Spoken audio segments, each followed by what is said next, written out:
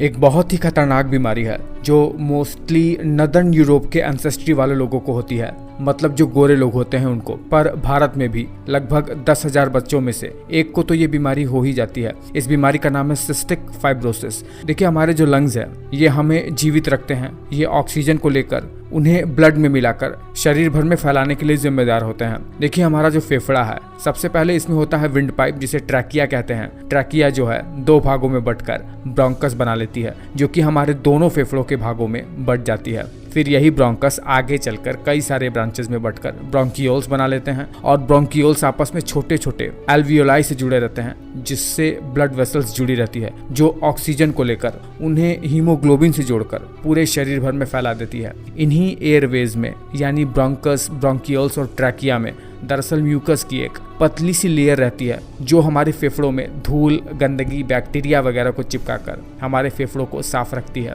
इन्हीं एयरवेज के दीवार पर छोटे छोटे बाल की तरह एक संरचना होती है, जिसे सीलिया कहते हैं, जो मूव करती रहती है और इस गंदगी वाले म्यूकस को मूवमेंट के थ्रू एयरवेज से बाहर निकालती रहती है। आपको बता दें, म्यूकस एक चिपचिपा सा पदार्थ होता है जो हमारे इंटरनल ऑर्गन के इनर वॉल को लाइन किया रहता है, ताकि उसे प्रोटेक्ट किया रहे धूल, बैक्टीरिया वगैरह इन सब चीज़ों से।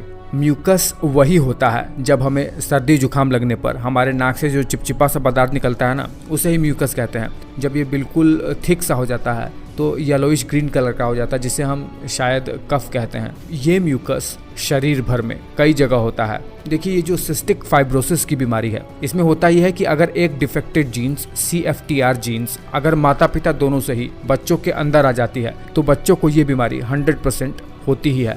देखिए, हमारे फेफड़ों के अंदर विंड पाइप की सेल्स के अंदर एक चैनल होता है। वो चैनल जो क्लोराइड आयंस को बाहर से ल्यूमेन के अंदर की ओर लाता है, मतलब बाहर से इस विंड पाइप के अंदर जो खोखली सी जगह है, उसके अंदर क्लोराइड आयन को ये चैनल अंदर की ओर लाता है। और ये क्यों होता है? ये क्लोराइड आयन दरअसल ज़्यादा से ज़्यादा वाटर को अट्रैक्ट करता है, जिससे ये म्यूकस को गाढ़ा होने से बचाता है। मतलब पतला पानी की तरह ये म्यूकस बना देता है, केवल इस क्लोराइड आयन की वजह से।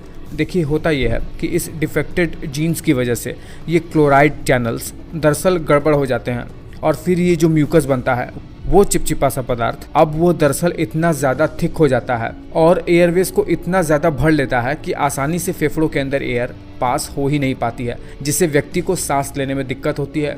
सीवियर कंडीशन में व्यक्ति की मौत भी हो जाती है इस जीन की वजह से। दरअसल जो हमारा पैनक्रियाज है, जो हमारे भोजन को पचाने के लिए कुछ ऐसे एंजाइम रिलीज करता है जो भोजन के पाचन में मदद करता है, वो इतना ज़्यादा थिक हो जाता है, इतना ज़्यादा मोटा हो जाता है कि वो पैनक्रियाज से रिलीज होकर पेट में आ ही नहीं पाता है, जिससे व्यक्ति को कब्ज हमेशा बना रहता है, खाना पचने में दिक्कत होने लगती है, डाइजेस्टिव सिस्टम ढंग से काम ही नहीं कर पाता है, और अंततः इसकी वजह से व्यक्ति को डायबिटीज़ तक की बीमारी हो जाती है। और दरअसल ये सिस्टिक फाइब्रोसिस व्यक्ति के मूत्राशय पर भी काम करता है, जिससे व्यक्ति को सीमेन के प्रोडक्शन में या उसके बाहर निकलने में बहुत ज़्यादा प्रॉब्लम होती है। इसीलिए ऐसे व्यक्ति इनफर्टाइल हो जाते हैं। फीमेल्स को भी बेबी कंसीव करने में बहुत ज़्यादा दिक्कत होती है। अगर उन्हें ये बीमारी है तो कुछ मेडिकेशंस और थेरेपी से इस बीमारी को मैनेज किया जा सकता है, जिससे व्यक्ति की उम्र कुछ साल तक बढ़ाई जा सकती है। पर अभी तक इस बीमारी का कोई इलाज मिल ही नहीं पाया है। उम्मीद करता हूँ कि एक छोटे से वीडियो में मैं सिस्टिक फाइब्रोसिस का ओवरव्यू दे पाने में सक्षम हो पाया हूँ।